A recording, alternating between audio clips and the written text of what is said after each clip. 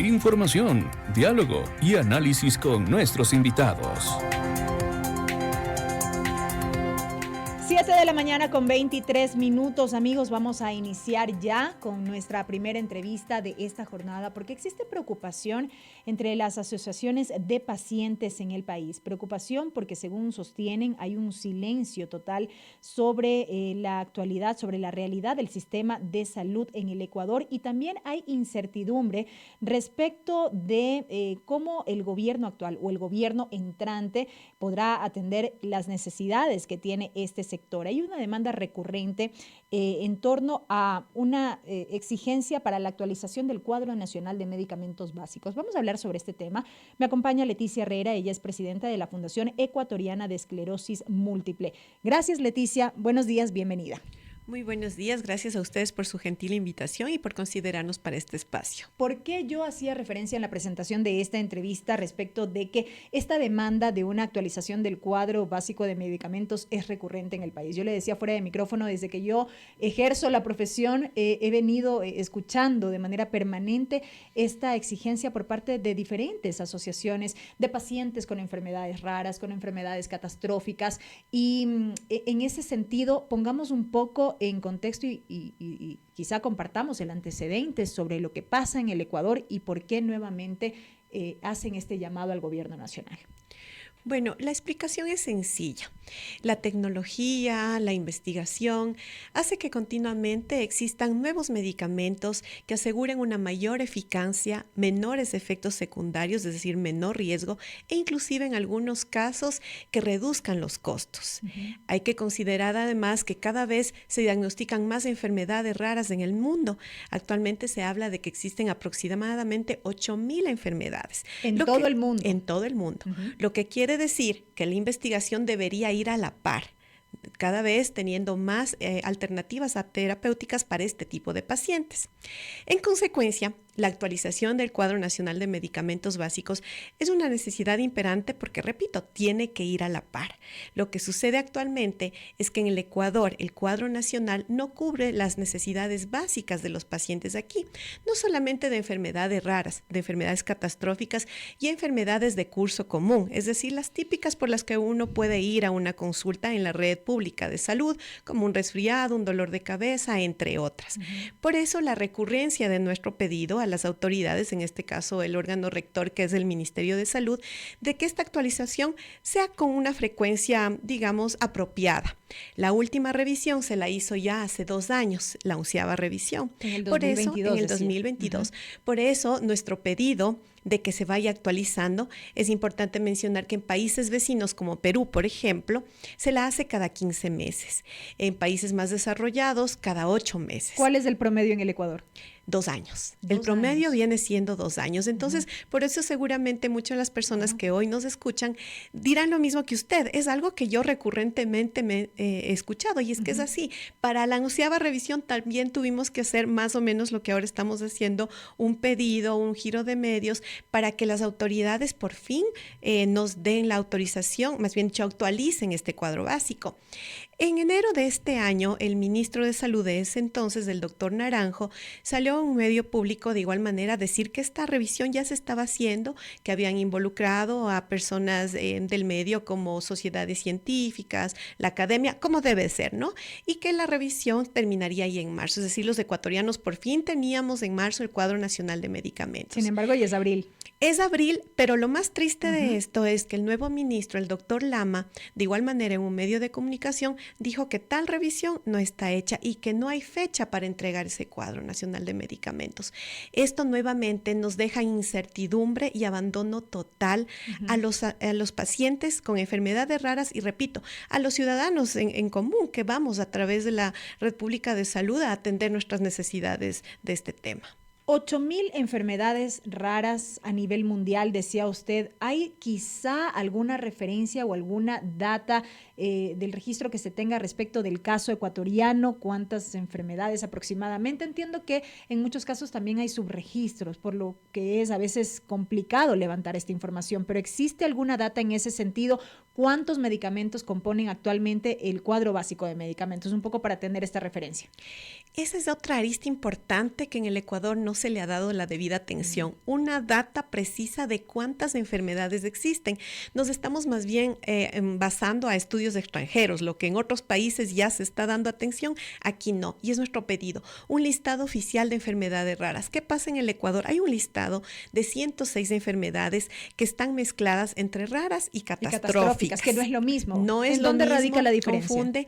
Las enfermedades raras son básicamente catalogadas por su baja prevalencia, el alto costo de sus medicamentos. Las enfermedades raras, además, en el Ecuador, usted lo ha dicho, hay un subregistro, por eso la necesidad de que se actualice ese cuadro básico. Siguiendo las ideas, el ministro de anterior también, no, perdón, hace dos ministros, bueno, ha habido un desfile de ministros que uno ya no les puede llegar la consecución, se marea, y ellos también dirán lo mismo, ¿no? Nosotros hemos avanzado, apalancado algunos proyectos que lastimosamente por los cambios no hay una consecución correcta. Bueno, en fin, lo que decía es que sí se inició un proyecto del registro único de enfermedades raras. Lastimosamente no tuvo el éxito que nosotros deseábamos porque la plataforma en la cual tenían que registrarse los pacientes era de difícil acceso, difícil de comprender también, lo que hizo que no tenga el éxito deseado. Esperemos que igual forma el nuevo ministro también le ponga atención a este registro para poder por fin decir en el Ecuador cuántas enfermedades raras hay y cuántos pacientes hay. Sin embargo, en promedio se habla de que 1 millón de pacientes estarían afectados por estas patologías. En el Ecuador. En el Ecuador. Sin embargo, yo invito a una reflexión. Estas enfermedades no afectan al paciente, afectan al núcleo familiar. Considerando que normalmente las familias están compuestas por 4 personas, significaría que más o menos 2.800.000 personas están afectadas en el Ecuador por este tipo de enfermedades que, repito, tienen un abandono total por parte del Estado. No puedo desconocer los avances, sí, de hecho hoy ya se habla por lo menos de enfermedades raras, pero nos hace falta mucha atención. Entre ellas, repito, el cuadro nacional de medicamentos básico, el registro que permita acceder a derechos que nos corresponden y un diagnóstico acertado y preciso. Nada más para cerrar la idea anterior, enfermedades raras, aquellas que son de menor o baja prevalencia. Las catastróficas, dentro de estas podemos citar, por ejemplo, los diferentes tipos de cáncer, ¿es así? ¿Es correcto? Así es correcto. Primero porque su curso es más frecuente, correcto. Hay un mayor número de pacientes, también un poco va relacionado al tema económico, aunque ahí yo no estoy de acuerdo con esta conceptualización porque las enfermedades raras terminan siendo catastróficas también por los altos costos a los que se ven abocados los pacientes. Vemos casos, por ejemplo, de medicinas con costos exorbitantes de $2 millones, de $1 millón, que hace imposible que las familias por cuenta propia puedan acceder a este tipo de recursos para atender este tipo de enfermedades. Sería imposible que un bolsillo ecuatoriano los cubra. De hecho, ahora hay un caso que se está... De una niña, de una menor. Que tiene AME, atrofia muscular espinal. Este medicamento es una terapia génica que obviamente tiene un costo elevado. ¿Y esto por qué? Porque como la prevalencia de esta enfermedad es baja, es mucha la inversión que hace la industria farmacéutica para la investigación. Eso hace que el costo se eleve. ¿Sí?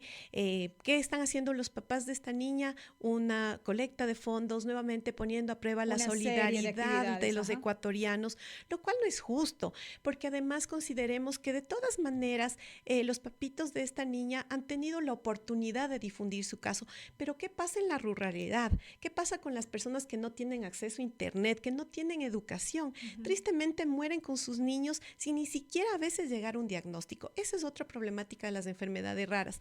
La mayoría se presentan en la primaria infancia y muchos niños mueren antes de los 5 años sin ni siquiera acceder a un diagnóstico acertado. Esa es la realidad, la triste realidad de las enfermedades raras. Decíamos que usted representa a la Fundación Ecuatoriana de Esclerosis Múltiple. ¿Cuál es la realidad de estos casos en el país? Bueno, la esclerosis múltiple es una enfermedad que afecta principalmente a adultos jóvenes.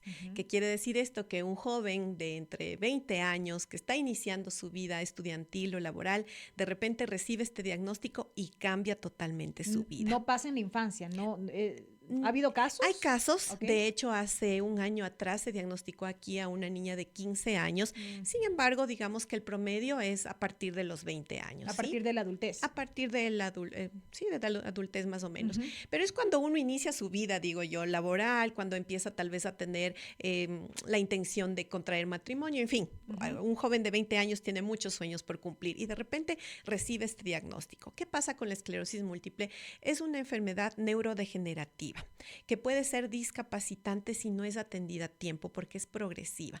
Entonces, si no recibe la medicación a tiempo, lo que va a pasar con este paciente es que va acumulando discapacidad y puede terminar en una silla de ruedas. Obviamente, esto significa muchas cosas, entre ellas que no puede culminar sus estudios o no puede reinsertarse laboralmente a la sociedad. En fin, sus sueños, sus anhelos se ven destruidos por causa de no tener una medicación.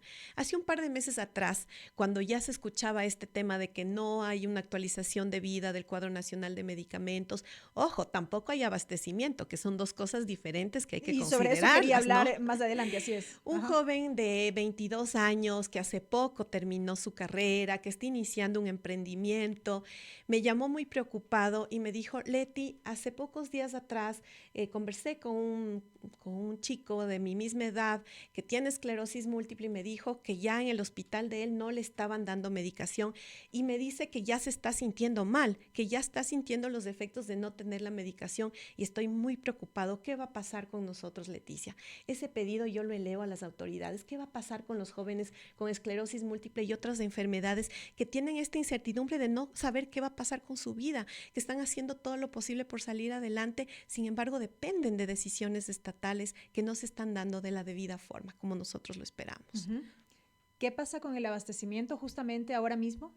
Mire, yo le voy a contar y digo qué irónica es la vida. Ayer en la noche mi mamá tuvo una emergencia y tuvimos que acudir a un hospital público, como la mayoría de ecuatorianos lo hacemos porque seamos realistas.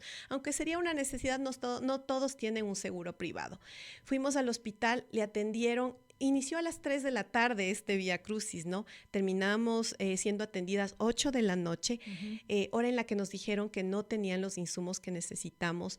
Tuvimos que salirlos a comprar en una farmacia del exterior. Y seguramente, ¿sí? Quizá, me atrevo a pensar, insumos básicos, por así decirlo. Básicos. Y ahí nuevamente yo reflexionaba, invito a todos a esta reflexión. De todas maneras, hablo desde el privilegio de tener un celular por el cual mi madre y yo estamos comunicados. Yo estaba muy lejos del hospital donde ella estaba. Tuve la posibilidad de comunicarme con un familiar que vive cerca para que me ayude comprando. Usted lo dice, realmente el costo no era mucho, pero posiblemente desde mi perspectiva económica. Pero ¿qué pasa? Aquellas personas que no tienen un celular, que tienen que transportarse en un medio público y se demorarán posiblemente horas en llegar. O que no tienen los recursos económicos para conseguir eso que nosotros percibimos como básico, como esencial. Básico. Así es, que a lo mejor esos $5 que yo pude haber invertido, por poner un ejemplo del valor, eran los $5 con los que ellos mantienen a su familia todo el día, con los que desayunan, almuerzan y posiblemente meriendan. Y es que eso no debe pasar, no debe ser la salud un privilegio de aquellos que tenemos posiblemente un poco más de accesos. Lo triste es que ahora nos toca levantar la voz por aquellos que no pueden, por aquellos que no tienen los recursos mínimos para poder adquirir los medicamentos fuera de la red pública de salud.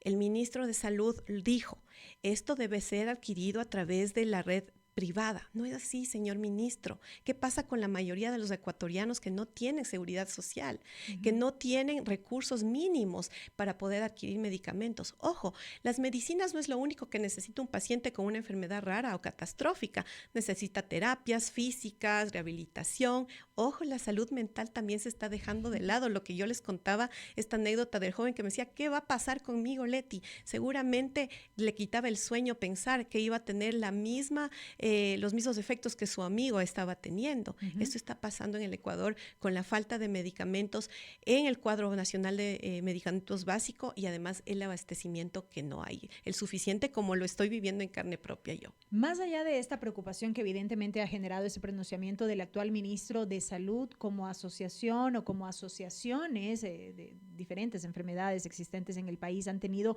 la posibilidad de establecer un diálogo con el gobierno nacional o qué expectativas expectativa tienen en ese sentido? Con el nuevo ministro aún no hemos tenido la oportunidad de dialogar. Con el anterior sí, de hecho muchos proyectos se pusieron en la mesa y hubo el compromiso de ser atendidos. Salió el ministro y ahora otra vez nos toca. Es un borra y va de nuevo. Borra y va de nuevo, porque además entendemos que de parte y parte les toma su tiempo, ¿no? Es apenas que el nuevo ministro está en funciones, entonces hasta plantear estas reuniones, poner otra vez en mesa todo lo que nosotros estamos pidiendo al gobierno, además en época electoral. No tenemos de otra que esperar a que el nuevo gobierno ya entre en funciones, pero en esta espera muchas cosas pasan. Lo que yo les contaba de la esclerosis múltiple, son enfermedades progresivas. Cosas pasan, pacientes se nos van. Pacientes han muerto en esta espera, en esta lucha. Nosotros vivimos en continuo duelo. Si bien es cierto, por un lado, cada vez hay más pacientes diagnosticados, lo que significa que hay médicos que se han venido preparando y ya tienen esta experticia de diagnosticarlos a tiempo, pero aquí viene la segunda etapa. ¿Y ahora qué tratamiento les damos si no hay? Alarmante, preocupante y lastimosamente sí, estamos en una etapa en la que habrá que esperar qué sucede después de este 13 de abril y el llamado permanente al gobierno que llegue a que se tomen en cuenta estas demandas, estas necesidades de la población en los diferentes ámbitos, en los diferentes sectores y por supuesto fundamentalmente en lo que tiene que ver con la salud, Leti. Así es, usted lo ha dicho, sin importar quién llega al gobierno, desde las dos asociaciones de la sociedad civil estamos prestos a colaborar en todas las acciones que puedan emprender en beneficio de los ecuatorianos y las personas que viven en territorio ecuatoriano. Tenemos muchos argumentos, muchas investigaciones que a nivel global nosotros hemos ido consolidando, muchas cosas que aprender de países vecinos, nada más falta emular y ponerlos en práctica en el Ecuador. Lo que nos falta un poco más de voluntad política. Correcto, con esto me quedo. Leticia, muchísimas gracias por esta mañana habernos acompañado en este diálogo. Al contrario, gracias a ustedes por ayudarnos a ser voceros de estas necesidades importantes. Siempre las puertas abiertas. Leticia Herrera, presidenta de la Fundación Ecuatoriana de Esclerosis Múltiple, acompañándonos aquí en la primera emisión de MQ Noticias. Son las 7 de la mañana con 39 minutos, amigos. Tiempo de la pausa. No se vayan porque ya volvemos con más información y nuestra siguiente entrevista. MQ Radio.